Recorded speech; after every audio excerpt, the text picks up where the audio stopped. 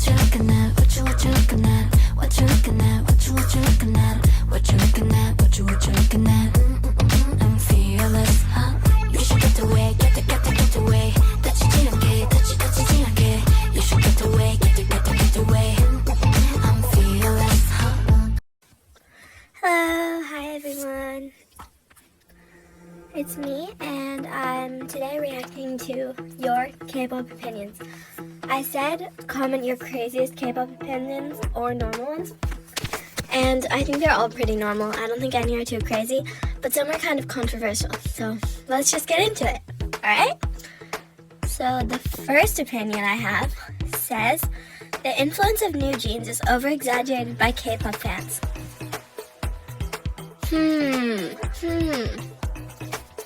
That's kind of a strong statement. I don't know. I mean, I think it's kind of true in some senses, but not in every sense. Like, they don't have as much global influence as fans say, I think. But they definitely have a lot of influence, so it's a complicated opinion, and it's a complicated answer, but there you go. Alright, the second one says, 2 eras later and Sour Grapes is still Le Sserafim's best B-side. That's an iconic opinion. I sort of agree. I do think there are other very, very good B-sides, such as Fire in the Belly, No Celestial, Fear Not. A lot. There's just a lot of really good ones, but Sour Grapes is very iconic, and I'm not gonna disagree. Alright, 3. The Jennie support is getting to too much. Every idol gets hate, but not so much comfort as Jennie. Me as a Blink is getting a little mad and frustrated because of that. I don't really know what that means, actually. I read that through like 4 times when I first got the comment, and if you're saying every idol gets hate, but not so much comfort as Jennie, is that like saying every idol gets hate, but not as many idols get defended from the hate? Like Jennie, because I think every idol should be defended from hate. No one should get hate online. So I might disagree, but I'm not really sure what you mean. Me as a Blink is a little mad and frustrated because of that. I don't know. The Jennie support is getting too much. I disagree. I think you can support any idol you want. Sorry, but I disagree. Alright, let's go. 4. Blackpink is the revolution is getting kind of old. No, it's not. Sorry. No, it's just not. No. They definitely, I don't know. They like stepped up the YG-ness. There's like that YG vibe, and Blackpink brought it to the next level, so I'm gonna have to disagree with you. Sorry. 5. Le Sserafim trolled us with Unforgiven. The trailer was a different thing than Unforgiven, and that makes me so effing angry. Well, yes, it's true, but it's not new. It's true, but it's not new, because the Fearless trailer and the Anti-Fragile trailer were also really different. Not quite as different, but they were definitely very different than the music video and the album. So I understand why you would be surprised that it was so different, but if you had paid more attention, then you might have expected it to be different. Sorry, I feel so bad saying stuff like that. I'm sorry, but that's just how I feel. Okay, let's go. 6. Karam really was an important member of Le Sserafim, and I know Fear Nots don't want to hear that, but it's true. Her voice was special, and it's clear in how, I guess, off the OT5 versions are that Karam's voice brought something to the group. I'm getting tired of all the Karam brought nothing to the group anyways, or Karam was here for 2 weeks, get over it. Because she did bring something to the group, and if her stupid scandal didn't happen, she probably would have been the most biased member with her vocals and visuals. This is no disrespect to OT5, of course. I love all the girls, and they are each incredibly talented, but LeSseraphim lost a beautiful voice and a strong stand attractor for the group. Karam had a lot to bring to the stage, and I'm gonna need fanouts to quit acting like Karam was just dead weight because she wasn't. Anyways, stream sour grapes. I 100% agree with that. Literally all of that. It's so true that when I first heard, I know I said this probably 4 times already, but when I first heard Fearless 2023 version, Katja's voice at the beginning, it was just jarring, and it wasn't a good way to start the song. Like, Karam's voice was soft, and it could start the song well so that you don't get straight into the super strong vocals. And I think Katja's voice is just not fit for the beginning of that song. I'm sorry. I love Katja, she's my bias, but it's just not. So yeah, 100% agree. Alright, 7. Everyone says that Twice is flopping. Oh, everyone who says that Twice is flopping is way too obsessed with K-charts. Ready to be sold 1.5 million in the first month, and they're currently adding dates to their sold-out arena tour. Yeah, that's also true. I've heard that actually a lot. I've heard that Twice is flopping a lot, but it's just not true. They may have a different audience and different attention on them than it was before because they're a little bit more international now, but they're not flopping. And if you say Twice is flopping, then you don't know what flopping is, and you probably don't even stand Twice. Okay, 8. 50-50 is mid. Oh, 50-50 is mid. Shrug emoji. That's a really brave statement to make in the K-pop world right now. I like the song. I like 50-50. I like their song. I like Cupid. I think it's fun. It's a fun song. It sounds really Western though. That's the thing. If I had just heard the twin version, the English version, just out of nowhere, I would never have guessed that it's a K-pop song. So I guess that's their concept. And also, how is their English pronunciation that good? I think I looked it up. I don't think any of them are foreign. I think they're all Korean. So how on earth is their English pronunciation that good? What is going on? But yeah, I disagree. I think they're good. I don't stand them, but I think they're good. I'm a casual listener, as they say. 9. Jinny gave up on NMIXX too soon. Disappointed me? No, I don't think she has any reason to have to stay in a group if it's not working for her. I think she had every right to leave, and I know that it's not because she doesn't want to be in the industry at all, because she's re-debuting as a soloist, but if something wasn't right for her with the members or the company or anything like that, she has every right to leave. And I don't know. I feel like it's kind of selfish to say that. No offense. Alright. 10. Jisoo's beauty is overrated. I wouldn't say overrated, but I would say she's not the only idol who's that pretty. And I think maybe she overshadows some of the other idols, but I wouldn't say overrated. I think she's really pretty. And if you want proof, I'll put up some really pretty pictures of her on the screen for you. There you go. Now do you believe me? Alright, 11. IVE's latest album, IVE, was a mostly skip album. Only Kitsch, I Am, and 1 to 2 B-sides were good, but the others were bad.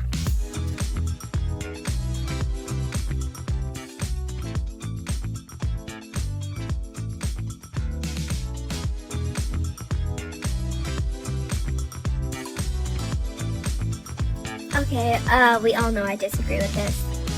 IVE is album of the year, along with LeSseraphim's new album, minus the songs that literally already existed. I don't think any songs on that album were bad. There are some that weren't my absolute favorite, but I wouldn't skip any of them, I don't think. So, you're wrong. Sorry. 12. Sneakers is greater than Cheshire. I'm not gonna be one of those people who just hates on sneakers for no reason and say that's absolutely not true, there's no way. Because I don't think sneakers is that bad. But I also don't like Cheshire that much. So I don't know. I guess I just don't really like either of them. Sorry, Itzy. I love your other songs. I love their B-sides. Their title tracks aren't that good. They're newer ones. Their older ones are good. I love Wannabe and Kara. And I love Mafia in the Morning. I'm sorry, I do. Anyways, the next one is, oh, it's long. Sneakers and boys like you are so good. I still can't understand why they get so much hate. Like every group tries different concepts. It doesn't make sense, the massive hate that they got. Also, maybe Yuna sometimes do things that are cringe, but everyone have moments where they do cringe things. Yuna didn't deserve all of that hate. She's goofy and she has a bubbly personality. It doesn't make sense to call her a pick-me or hate her. K-pop fandoms now are so super toxic. Yeah, that's kind of like 3 opinions in one. Let me go by that. So the first one, I agree. I don't think they deserve that much hate. I actually like boys like you, so sorry. I do. And I thought that the album, Checkmate, was really good. So, I mean, you can argue with me, but you can also go back to my older videos when those came out and see that I'm not lying. I think in my first video I said Checkmate is Izzy's best album so far. And I think that was a little bit of recency bias. I don't think it's their best one ever, but I do think it's pretty darn good, the album. Alright. Now the Yuna comments, I totally agree with that. I don't think any idol should be called a pick-me because you don't know them. Like, a pick-me is a very specific thing of a girl who tries to act like she's one of the guys or not like the other girls to get the attention of specific males. So, a K-pop idol eating a strawberry, for example, is not being a pick-me, it's eating a strawberry. And eating a strawberry cutely. You think one of the guys is gonna try to eat a strawberry is not cutely? Trying to act like one of the. Yes, I totally agree with you. It's really annoying. She definitely didn't deserve the hate. And yeah. And then the third one, K-pop fandoms now are super toxic.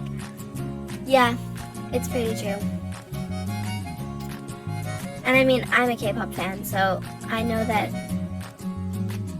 it's not all of them. I don't consider myself super toxic, but the majority, so it's just sad. Okay, 14. Chaeyoung stans are super toxic. To be honest, it's not all her stans, but I feel like a good portion of them get super offended when someone says that Yeji is the best dancer in ITZY. And a lot of them seem to compare visuals. As a Chaeyoung stan, no, I don't think that's true. I think the Chaeyoung stans are not being toxic. I think they're defending her from getting hate because she gets a lot of hate for her visuals, which I don't even understand that. She's so freaking pretty. What do you mean? But she does, because she doesn't, I don't know, she's not like the conventional beauty, I guess. She doesn't fit the conventional Korean beauty standards, but that doesn't matter. She's so pretty, and I mean, if someone's getting super offended, if someone says that a different idol is better than their favorite, that's just a them problem. So like that in itself is super toxic, but I don't think it's all stans of one specific idol, if that makes sense. And comparing visuals, I think it's not good to do that, but I think the reason why they do that is to prove that Chaeyoung is actually pretty and people need to shut up. But anyways, so I don't agree with that. That Chaeyoung stans are super toxic because I'm a Chaeyoung stan. And also, I just proved them wrong, so There we go. 15. Red Velvet Irene should be named Freya. And then in parentheses, Goddess of Beauty. I think they're saying that she's pretty. And yeah, I agree. She's really pretty. But I don't think she should have to change her name because she's pretty. I don't think every single person who's pretty has to be named pretty. But yeah, I think the name Irene actually suits her very well. So disagree, I guess, but she is really pretty. 16. Cupid is overplayed. Okay, we're back to this. So yes, I agree, it's overplayed. But here's the thing. Why do people overplay a song? That's my question for you. Why on earth would someone play a song so many times that someone would call it overplayed? And this is the answer, because it's a good song. So calling a song overplayed, it's not an insult, it's not a got you moment, it's saying the song is good, I'm sorry.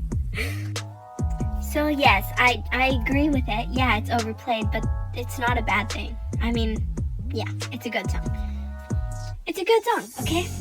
Okay, good. 17. Unforgiven starts fungalizing in my mind. That means it starts growing in my mind and I'm starting to kind of like it. Fungalizing isn't a word. Sorry. My phone put the red lines under it. That means it's not a word. At least not in English. But I'm glad you're starting to kind of like it because it's a good song. So, yes. Unforgiven is a good song. I guess I agree. 18. The vast majority of plagiarism in the industry is K-pop companies copying international artists, but K-pop fans only care if an international artist copies a K-pop artist.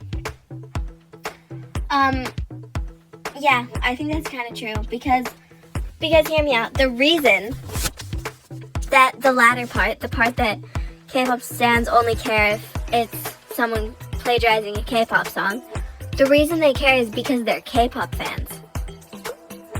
And that's the music they like, and someone's plagiarizing it. So if international fans, like not international K-pop fans, but just anyone who isn't a K-pop fan, not international fans, just non-fans, paid attention to the K-pop industry, they would be the ones to get mad if K-pop companies plagiarized international songs.